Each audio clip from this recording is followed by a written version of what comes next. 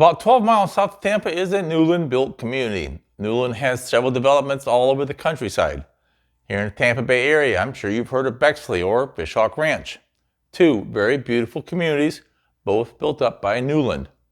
Well, now there are three with Waterset over in Apollo Beach. Let's go take a look.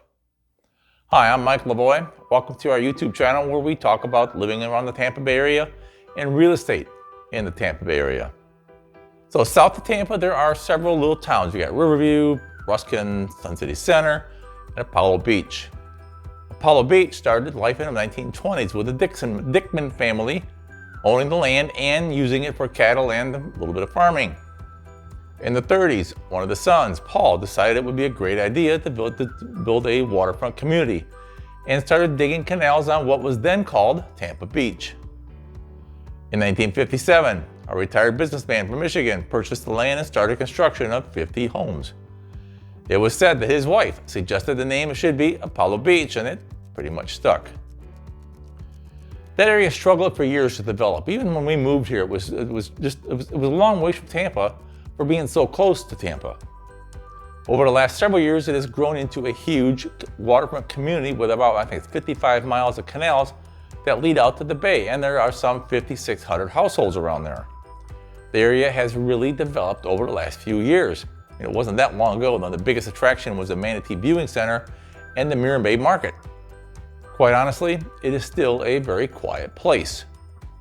There is a beach, but this isn't it. The beach at Apollo Beach is really not the sandy destination you might think would be on the west side of Florida. What is there is the Apollo Beach Nature Preserve. It's a 63-acre nature preserve with several acres separated out from the habitat area that is dedicated to nature-based recreation, canoeing, paddling, hiking. There is a 2-acre beach for picnicking and sunbathing, but you cannot swim. It's not allowed there. That said, people do it all the time. The county recently built a 37-high-foot observation tower that is wheelchair accessible, and I've also heard there is some great fishing over there on the shoreline. Sorry, my idea of fishing is pretty much at the grocery store.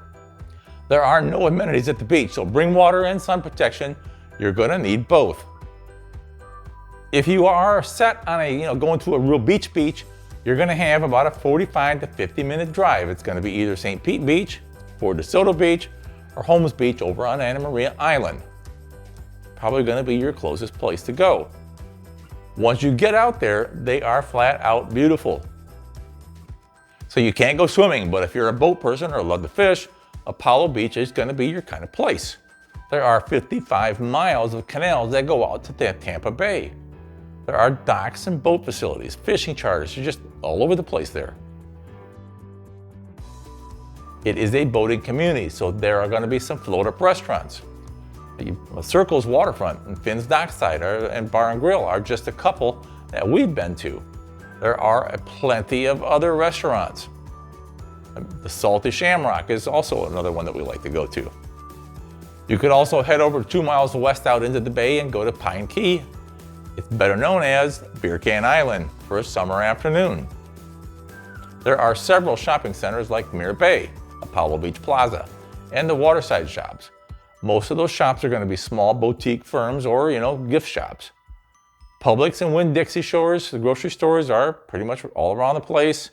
And the Apollo Beach Food Mart makes some really good sandwiches for carryout. If you need more, you're about 20 miles from all the shopping and museums over in Brandon and Tampa. You got the Florida aquariums over there. You got nightlife down in Ybor City. Tampa Zoo is always a great place to go visit.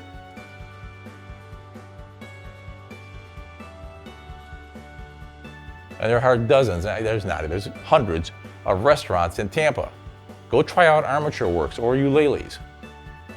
And of course you got Busch Gardens and Adventure Island for the kids.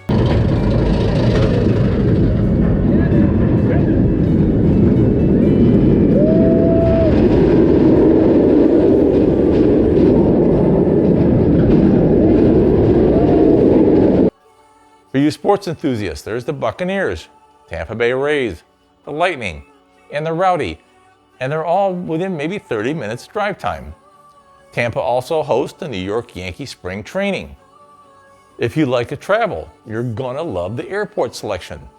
The airport over here in Tampa, Tampa International Airport, it's been rated one of the best airports in the country for several years. You've also got St. Pete Clearwater International Airport. Paul and I use that airport all the time. It's very handy. It's a little smaller, and I like going there. As long as we're talking about travel, there are several cruise lines that make the port of Tampa home, so getting out onto a cruise is fairly easy. So much for the good parts. Now for the bad parts. First up, there is no nightlife out there on Apollo Beach. There are plenty of bars and restaurants and shopping, but if you're looking for a special event, live entertainment, a date night, you're probably going to be driving to Tampa, Brandon, maybe Sarasota. It's not like it's a 3-hour tour, but getting to Tampa at the wrong time of day can, take a little bit of time. It does take getting used to, which leads to the next problem, traffic. Apollo Beach, Ruskin, Riverview, and all those areas down there south of town has experienced some rapid growth over the last couple of years. It's to the point where the highways cannot keep up with the number of cars. There are 3 major highways that run through the area. You've got I-75, US 301 off to the east, and US 41 off to the west. At any point in time during the day, mostly rush hour, any of them or all 3 can become a parking lot. The county and the state are working together to improve that. Earlier this year, I-75 overpass was opened over the El Paso Elmar Highway, which will help a lot getting people from I-75 over to US 301.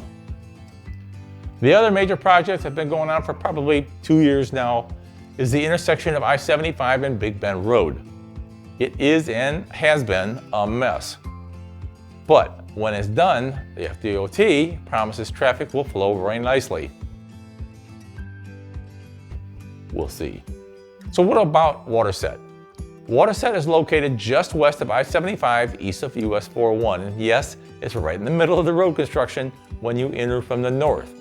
From the south, it's off that newly opened overpass, which makes it much easier to get in and out of it. It's actually a very centralized location.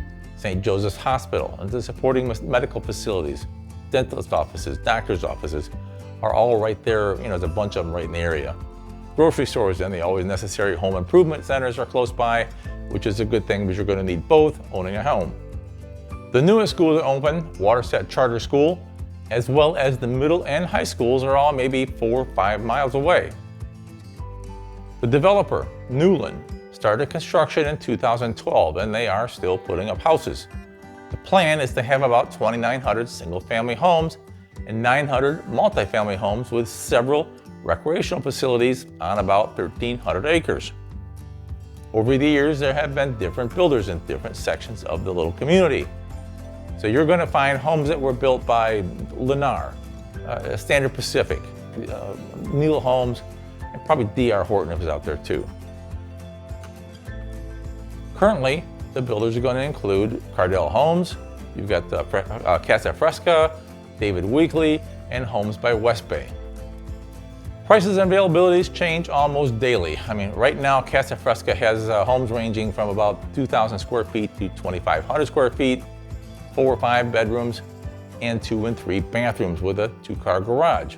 I think right now they've got 8 or 9 houses going up at the moment. The new homes out there are priced, their homes are priced from the 400 to low 500s.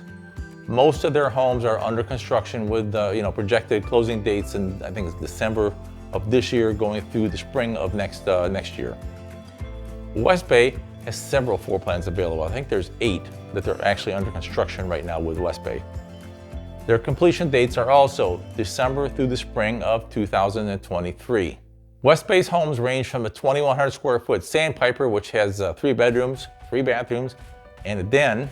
Their homes feature quartz countertops in the kitchen, Ventura white wood and white tile flooring throughout the house. The sandpiper is priced in the upper $500,000 range.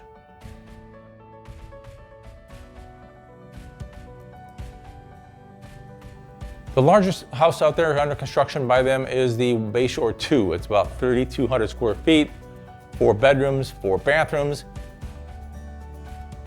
It has a very beautifully appointed kitchen with quartz countertops. Sonoma stone cabinets,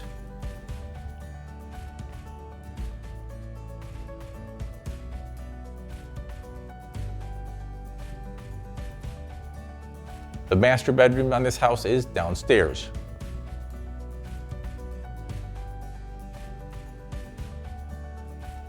Prices range from the mid 500s to close to $900,000, depending on the lot and what kind of options you put into it. David Weekley also has a few homes under some phase of construction. There's the one they have right now is called the Nightingale. It is priced in the mid 400,000s. It's supposed to be completed very soon. As a matter of fact, I think it's actually done, ready to move into. The Nightingale is a 3-bedroom, 2-bath home. It's a very wide open floor plan, a huge kitchen with granite countertops, built-in stovetop, double ovens.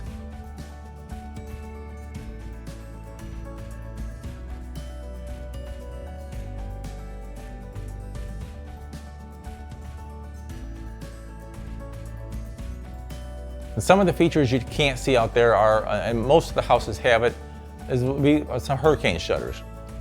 They're all standard. The irrigation system is in there. It uses reclaimed water. There's a drip irrigation system for the bushes and the landscaping. It's the little things like that. So Waterset has been around for several years now. That means there's some houses out there, that pre-existing homes that are for sale. I think this morning when I looked, there was some like 40, 41 homes. There are some townhomes, villas, and single-family homes. Prices for the townhomes and the villas run from a high 300s to the low $400 mark. The villas are 2-bedroom, 2-bath homes with about 1,500 square feet in living space. The townhomes range from 1,700 to about 2,300 square feet. Both the villas and the townhomes also have a low maintenance yards. That means there's no more mowing yards.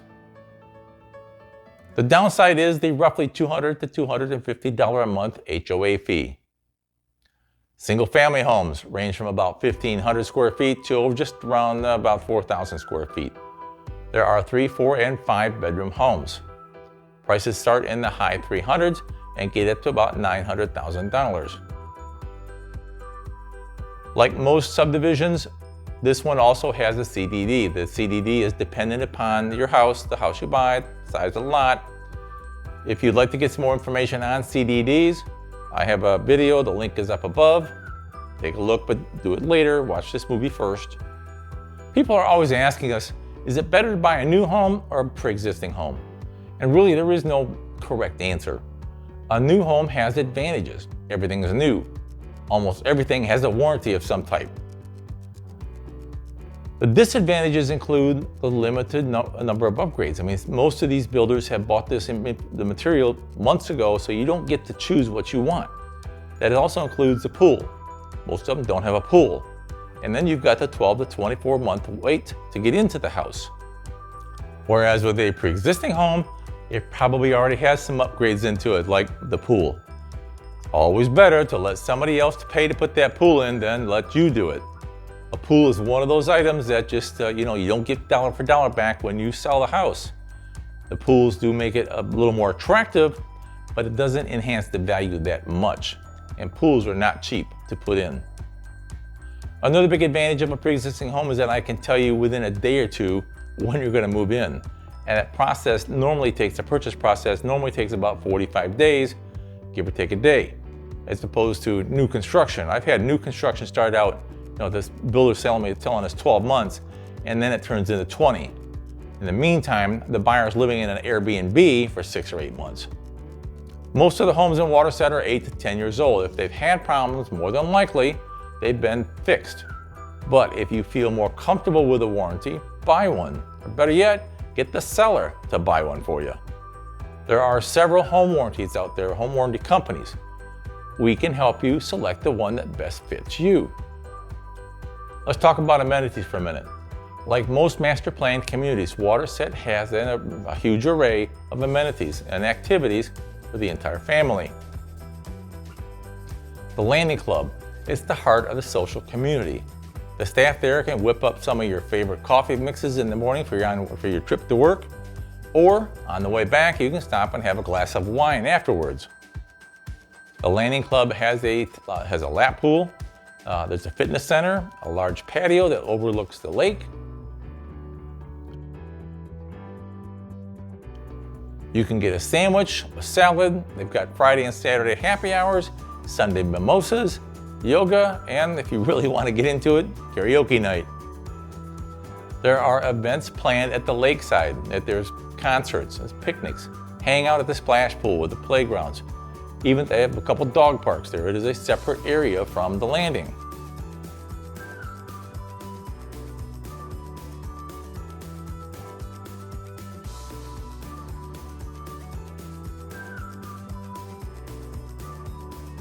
The Waterset Club is a resort-style clubhouse complete with a pool, no water slides, a heated lap pool.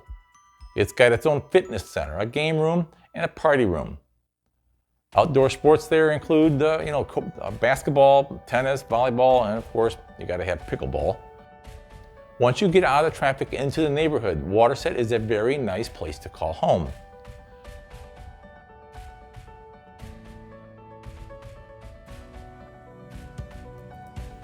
If you'd like information on Waterset, give us a call or send us a text. The number for both is on the screen. For a list of homes currently available, new and pre-existing, there's a link down in the comments section. Take a look, you might find something. To set up a showing in person or virtual walkthrough if you live out of town, go to my calendar, the link is down below. Pick a time. If you haven't already done so, click on the subscribe button. If you like the video, click on that button as well. It helps us get out to the world. Thanks for watching. Look forward to hearing from you.